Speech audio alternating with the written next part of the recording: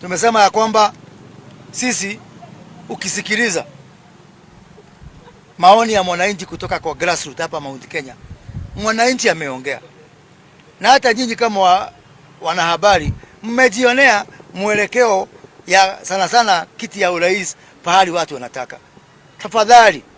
Tafadhali, siku hizi hata msichana huwezi kumchagulia kijana wa kumuoa, hata kama wewe ni mzazi. Kijana hawezi kumchagulia msichana wa kuoa. Tuondoe makasiriko katika hii maneno. Ni haki yetu ya kidemokrasia.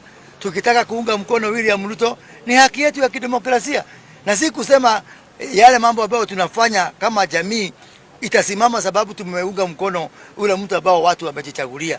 Ni watu waache hizi vitisho. Mheshimiwa Kang'ata juzi aliongea, hata leo naona ametumiwa barua ya EACC sababu aliongea vile aliongea. Leo ametumiwa barua ya EACC.